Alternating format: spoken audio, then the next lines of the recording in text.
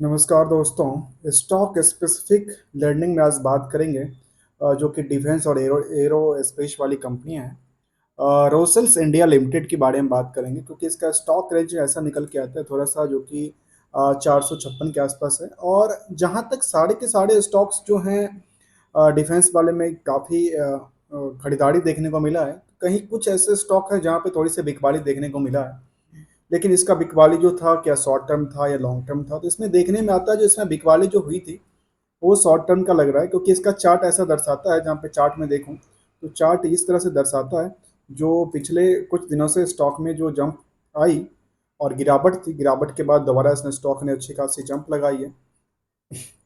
और जंप के क्रम में हम देखने को आती है स्टॉक का जो रिएक्शंस है पिछले कुछ दिनों से, वो ऐसा लग रहा है जो थोड़ा सा भी प्रोएक्टिव हो रहा है स्टॉक्स, जहां तक देखने में आती है। तो दोस्तों मैं कोई टेक्निकल की बात नहीं कर रहा हूँ, केवल ट्रेंडिंग की बात करता हूँ क्योंकि टेक्निकल मेरे समझ में केवल ट्रेंडिंग होती है।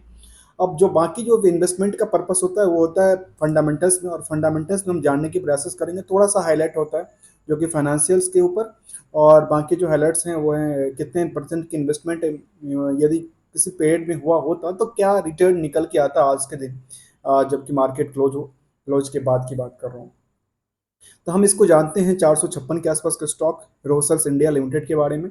और इसका यदि पहले हम फंडामेंटल्स को जानने के प्रयास करें तो इनका क्या क्या काम है, मैनेजमेंट है, डिविजन्स हैं, डिवीजन के अंदर देखेंगे क्या क्या काम है इनके पास डिवीजन के अंदर। तो डिवीजन के अंदर क्या निकल के आता है, इनके पास टी है, एरोस्पेस एंड डिफेंस का काम करती है कंपनी। मतलब एक तरह से ये कहा जा सकता है कंपनी जो है वो डाइवर्सिफाइंग बिजनेस में है।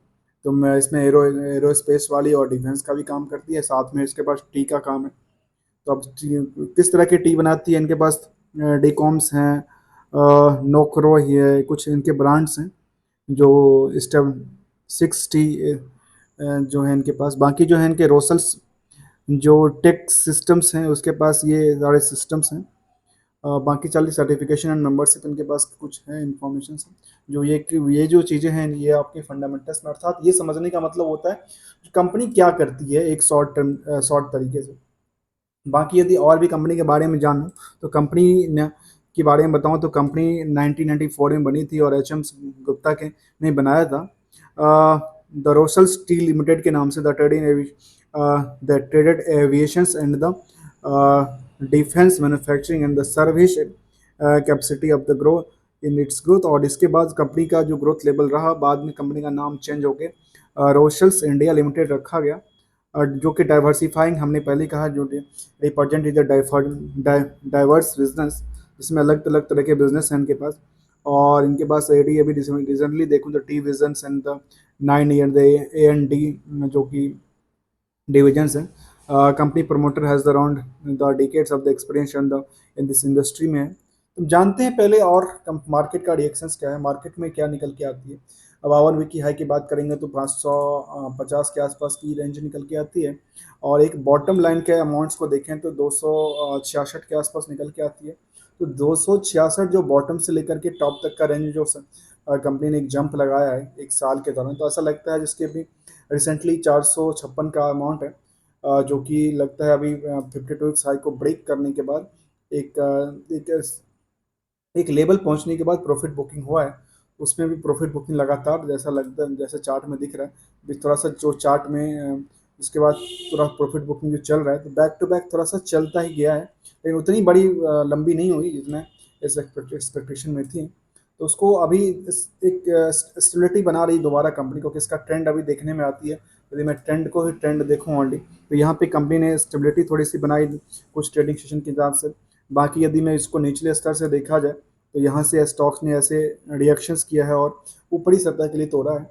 और यहाँ से हो सकता है ऐसा जैसे सिंबल तो दिखता है ये गिरने के आसार हैं, इस चीज़ का आसार है।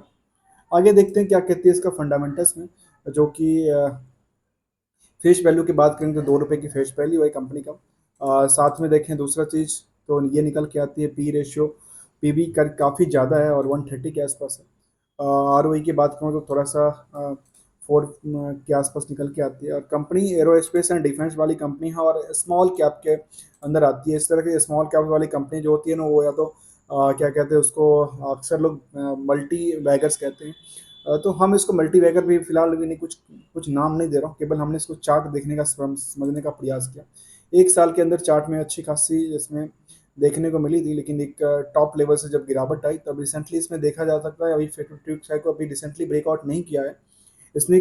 52 को कभी जो तोड़ा था सितंबर के आसपास तोड़ा था, और दोबारा उसी लेवल के आसपास अभी तैयार हो रहा है चलने के लिए। इसलिए 5 दिन के चार्ट में देखने को आती है जो स्टॉक में काफ़ी मोमेंटल रहा है, जिसके हिसाब से वॉल्यूम की भी देखूँ तो वॉल्यूम भी काफ़ी इंक्रीज किया है डे बाई डे के हिसाब से, और काफ़ी जंप किया है। अब इसका रिजल्ट आया है या नहीं आया है वो हम अभी स्टेट देखते हैं क्या निकल के आता है, क्योंकि जो स्टडी करते हैं आपके सामने होता है। इसमें लेटेस्ट अपडेट की बात करूं तो निकल के आता है arrangement between the roasters India limited and the horses artech system limited and the their respective share holders schemes. Scheme of arrangement आया था जिसमें शायद मर्जर की बात कर रहे होंगे कंपनी का, जो कि 25/4 का। मई में कोई अपडेट अभी तक नहीं आया कंपनी के लिए। इससे पहले देखूँ कंपनी का कुछ रिजल्ट की पार्ट, तो रिजल्ट की पार्ट के लिए कोई भी अपडेट नहीं है फिलहाल, या फिर कोई भी रिजल्ट के लिए अपडेट नहीं दिख रहा है लेटेस्ट अपडेट के हिसाब से। कॉर्पोरेट एक्शन के हिसाब से बात करूँ तो कंपनी 2023 में इनका ट्रैक रिकॉर्ड जो देखने के आता है डिविडेंड पार्ट का, वो काफ़ी कम रहा है। इसमें क्या कहते हैं, नहीं के मुताबिक ही डिविडेंड दिया है, तो इसमें कुछ कह नहीं सकते, क्योंकि इसका जो यदि फेस वैल्यू कंपेरेटिव करके देखें तो तब तो देखता है, लेकिन उसको यदि हम इसको मार्केट रेंज के हिसाब से कंपेयर करके देखें तो कुछ भी नहीं है, क्योंकि मार्केट में यदि इतना थोड़ी सी हल्की फुल्की खरीदारी बिकवाली देखने को मिलता है तो मार्केट वैसे शॉर्ट डाउन हो सकती है। तो वैसे ट्रैक रिकॉर्ड इसका अगस्त और सितंबर का है, लेटेस्ट जुलाई का है। तो जुलाई के अंदर इसमें जो निकल के आती है उसमें ध्यान देने बात होगी। अब बोर्ड मीटिंग जब होगी तब देखने वाली बात होगी बोर्ड मीटिंग में क्या डिसाइड होकर आती है।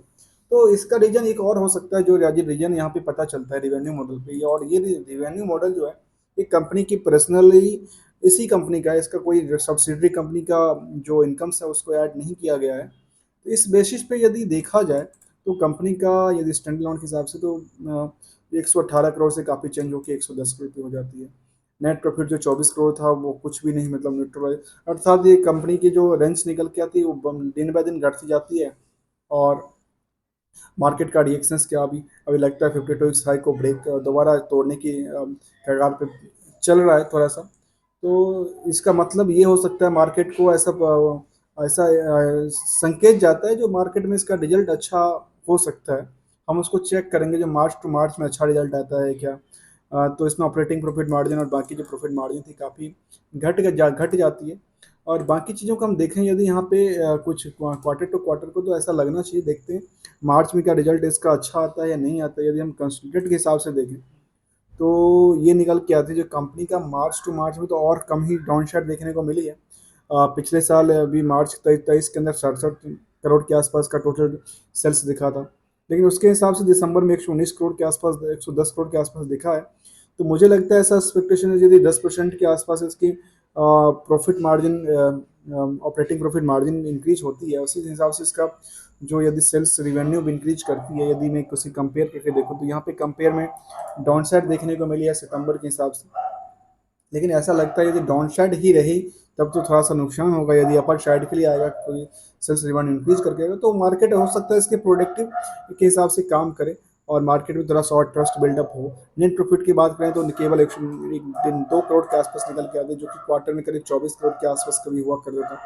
यदि मार्च को देखो तो मार्च पिछले साल इसमें नेगेटिव्स, मतलब लो, करीब 15 करोड़ के आसपास नुकसान देखने को मिली थी। तो ये नुकसान को हो सकता है अभी भरपाई कर रहा है, उसके बेसिस पे हो सकता है। और इसका ट्रैक रिकॉर्ड पिछला और देखूँ तो मार्च टू मार्च में इसका नुकसान क्यों होता है।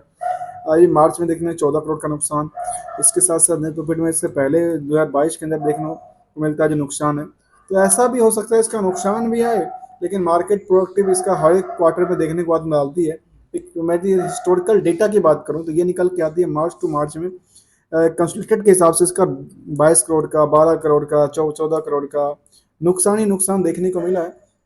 यदि इस तरह से उसका नुकसान ही आता है तो भी मार्केट प्रोडक्टिव हो रहा है, तो फिर ये कहा जा सकता है जो मार्केट में वो शेयर्स जो बिग बुल हैं अपने पैसे अर्निंग के लिए, पैसे को कन्वर्ट करने के लिए, बैंक ट्रांसफ़र करने के लिए, ऐसा हो सकता है कुछ भी। तो एक मार्केट है। शेयर होल्डिंग पैटर्न की बात करूँ तो 74-75% की होल्डिंग तो प्रमोटर के पास है, और नियरली देखा जाए तो 25% की होल्डिंग आम लोगों के पास निकल के आती है। उस आम लोगों की जो होल्डिंग्स निकल के आती है उसमें क्या निकल के आती है, उसमें ये निकल के आती है जो जो एफ आई आई है, उसमें से केवल 1.5% के आसपास पोजिशन है, उसमें कोई भी फेरबदल नहीं हुआ है। डी आई के पास जो पोजिशन था उसमें भी कोई फेरबदल नहीं हुआ है, और डी आई पे यहाँ पे केवल एक डी आई है, क्वांटम म्यूचुअल फंड है, जो कि एक यहाँ पे एक इन्वेस्टमेंट के तौर पे 2022 से चल रहा है, और 22 के बाद इसने अपनी पोजीशन को वैसे के वैसे रखा है। थोड़ी सी 22 में कम थी लेकिन धीरे धीरे और इंक्रीज करके रखा है। अभी लेटेस्ट अपडेट भी इनका वही था, 2.4 2.5% के आसपास निकल के आती है। बाकी जो परसेंटेज है वो 1% से कम वाले इंस्टीट्यूशनल इन्वेस्टर रखे होंगे। और यहाँ पे जो पब्लिक है वहाँ पे एक नाम निकल के आता है, अश्विनी अग्रवाल, जिनके पास काफ़ी पोजीशंस था, कभी देखा जाए तो 2.25% के आसपास पोजीशन हुआ करता था, लेकिन फिलहाल उनके पास जो पोजीशन है वो 2% से नीचे की पोजीशन है, और ये पोजीशंस भी इनके पास जो दिखती है वो कुछ पीरियड में इनके पास सेम टू सेम है, तो इसमें कोई फेरबदल नहीं है।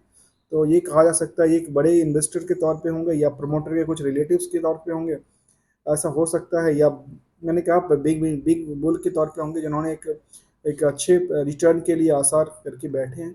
उनको देखिए, जो उनको रिटर्न की आसार होती है ना, उनको उनको मार्केट में अभी जैसे ट्रेंडिंग गिरता है नहीं गिरता है ऐसे उसको कोई फर्क नहीं पड़ता। उनको ये फर्क पड़ता है कि हमने जिस टाइम पे एंट्री लिया, क्योंकि एंट्री और एग्जिट का एक टाइम होता है, जिस टाइम पे हमने एंट्री लिया, एंट्री के बाद जो हमारा रिवेन्यू मॉडल है, देखिए अक्सर क्या होता है, जैसे मार्केट यहाँ पे सप्लाई बढ़ी और यहाँ पे इस टाइमिंग इस सिचुएशंस में आके सप्लाई डिमांड बढ़ती है, डिमांड बढ़ने का मतलब जो सप्लाई पहले ज़्यादा किए थे उन्होंने खरीदना चालू किया, तो क्या होगा, मार्केट ऑटोमेटिकली इंक्रीज करेगा, तो इंक्रीज करेगा तो फिर वो आगे चल के यदि देखा जाए, एक टॉप से मैं यदि कंपेयर करके देखूं, एक यदि मैं इसको बॉटम से लेकर के एक मानते हैं यहाँ पे किसी ने सप्लाई को चेंज किया और यहाँ पे आके एक सप्लाई को सेल आउट किया, तो इसकी रेंज निकल के आती है कितनी भी, इन्होंने यदि 300 350 के आसपास कर लिया और 500 के आसपास आपके सप्लाई को बढ़ाया, तो ये देखा जा सकता है इसको 300 का रेंज 14 मार्च के आसपास का टाइमिंग निकल के आता है, और 14 मार्च से लेकर के ये देखा जाए तो नियरली कुछ दिनों में अभी 14 मार्च से 14 अप्रैल और 14 मई, 2 महीने के अंदर इनके पास रिटर्न है, जो 350 के शेयर्स थे वो 500 के आसपास सप्लाई डिक्रीज करने के बाद, सप्लाई बढ़ाने के बाद इनकी प्रॉफिट बुकिंग हो जाती है, जितना 150 रुपये का, 150 रुपये का तो नहीं होता लेकिन इनका बिकूँ कितने पे सेल आउट करते हैं, इस सेल आउट यदि यहाँ पे पोजिशन को सेल आउट करते हैं तो उनको प्रॉफिट हो गया 150 का, दोबारा फिर हो सकता है यहाँ पे इन्होंने अपनी पोजीशन को दोबारा इंक्रीज किया हो, जिसकी वजह से मार्केट दोबारा रिएक्ट करेगा, या अभी दोबारा सप्लाई को चेन को चेंज कर रहे हैं, तो इस तरह के सिम्बल्स इसमें दर्शाए जाते हैं। आगे देखते हैं क्या कहती है इसका नेट हिस्टोरिकल डेटा के बेसिस पे, जो एक इन्वेस्टमेंट हुआ होता तो इसका जो जिन्होंने किया होगा उनकी पैसे किस रेंज से इंक्रीज करती है, तो ओवरऑल 10 सालों के हिस्टोरिकल डेटा के बेसिस पे देखो, एक एक लास्ट क्लोजिंग से लेकर के 10 साल पुराना क्लोजिंग की प्राइस वैल्यू को चेंज करने के बाद, तो ये निकल के आती है जो 848% का जंप है 10 सालों के दौरान। तो देखा जा सकता है सीधे सीधे, जो यदि इन्वेस्टमेंट है, मैं इसको सीधे सीधे 100 रुपये 100 रुपये से कंपेयर करके देखूँ, 100 रुपये का इन्वेस्टमेंट 10 सालों में यदि बैंक आपको 100 का 100 रुपये देता है, तो यहाँ पे आपको 850 रुपये आपको रिटर्न मिलते हैं एज ए क्या कह सकते हैं, स्टॉक्स इनकम के तौर पे कहा जा सकता है, साथ में डिविडेंड कुछ मिलता है तो ठीक है, नहीं मिलता है तो कुछ बड़ी बात नहीं है डिविडेंड के लिए। 5 सालों में देखा जाए तो 560% के आसपास, ऐसे 3 सालों 1 सालों में इस तरह से। हाँ, फिलहाल कुछ दिनों से ऐसा देखने को मिलता है, 6 महीने और इससे, क्योंकि चार्ट में ऐसा ट्रेंडिंग बना था कि बार बार यहाँ पे डाउन साइड देखने को मिली थी, और डाउन साइड मिलना एक ट्रेंडिंग होता है, क्योंकि ट्रेंडिंग ये दर्शाता है, यदि मैं इसको ट्रेंडिंग और देखूँ और समझने का प्रयास करूँ तो ये ट्रेंडिंग ये दिखता है, ये मैं ट्रेंडिंग यहाँ से लूँ और देखिए सीधे हम सीधे लंबे पीरियड के लिए लेके जाऊँ, तो ये हर जगह मैच करता है, कुछ ना कुछ इन्फॉर्मेशन मैच करता है, और इसके साथ साथ और कुछ देखूँ तो ये छोटा छोटा मैं पार्ट के अंदर देखूँ तो ये क्या होता है, बैक टू बैक वहीं जाके अटकता है, इस तरह की चीज़ें इसमें चलती रहती है। यदि किसी ने सप्लाई और इसके हिसाब से देखा जाए तो हम यहाँ से लेकर के और यहाँ तक के डेटा को फाइंड आउट किया जाए, यदि यहाँ पे किसी ने भी पोजीशन बनाया तब भी इनके लिए आज के टाइम में क्या बेनिफिशियल है, और यहाँ पे पोजीशन को सप्लाई को बढ़ा सकते हैं, ऐसा हो सकता है। क्योंकि मार्केट में 4000 से ज़्यादा कंपनियां लिस्टेड है, कौन कहाँ पे कितना लगा रहा है वो किसी को बताता नहीं है दोस्तों। कोई भी अपनी पोर्टफोलियो की बात किसी को नहीं बताता। बेचने के बाद मार्केट में न्यूज आती है जो हाँ इन्होंने बेच दिया, इन्होंने ये किया, या फिर बड़े जो इन्वेस्टर्स हैं उन्होंने एक टारगेट फिक्स किया किसी स्टॉक के लिए। एक टारगेट फिक्स करने का मतलब उनकी एक वैल्यू, एक वेटेज बढ़ाने के लिए चलती रहती है मार्केट में। तो ये कुछ दिनों से इसमें स्टॉक में थोड़ी सी गिरावट देखने को मिली है। हम इसकी बात करेंगे जो कि पीएस कंपनी में, जिसमें एच का हमारे यहाँ ऑलरेडी स्टडी किया हुआ है, हमारे आप उसमें जाके देख सकते हैं प्लेलिस्ट में। दोस्तों मुझे ज़्यादा टाइटी की नॉलेज नहीं है, इसलिए मैं उसमें जा कर के कुछ मुझे प्लेलिस्ट ही आती है कैसे ऐड करते हैं। बाकी हमें वीडियो के अंदर इसको थंब इम्प्रेशंस के अंदर कैसे ऐड करते हैं या फिर वो आई बटन कैसे लगाते हैं मुझे नहीं आइडिया है, इसीलिए मैं उसको आप प्ले लिस्ट में जा करके देख सकते हैं। आगे आने वाले समय में धीरे धीरे इम्प्रूवमेंट करूँगा, क्योंकि मैं भी भाई एक लर्नर के तौर पे काफ़ी चीज़ सीख रहा हूँ यहाँ से। एक टार टेक पे हमने ऑलरेडी किया हुआ है, और ये आइडिया फर्स्ट पे हमने अभी ये स्टडी करेंगे। और बाद में हम एक कंपेयर टू कंपेरेटिव इंफॉर्मेशन को देखेंगे, जो हमारे हम यदि इन चारों कंपनी को कंपेयर करें तो किसका बेहतर परफॉर्मेंस निकल निकल के आता है पीएस टू पीएस के हिसाब से, इसका भी हम स्टडी करेंगे। दोस्तों वीडियो अच्छा लग रहा हो तो लाइक से सब्सक्राइब करना, क्योंकि इसमें एक चीज़ और निकल के आती है जो कि पीएस कंपनी यहाँ पे निकल के आती है, वो निकल के आती है कृष्णा डिफेंस। हम कृष्णा डिफेंस से भी चर्चा करेंगे, क्योंकि हम दोनों को एक कंपैरेटिव स्टडी के लिए रखे हुए हैं साथ में। तो हम बात कर रहे थे रोशल्स इंडिया लिमिटेड की बाड़ी, जो कि एरोस्पेस एंड डिफेंस वाली कंपनी थी और डाइवर्सिफाई बिजनेस में काम करती है company. Thank you so much for joining here. ये वीडियो अच्छा लगा तो लाइक से सब्सक्राइब करना।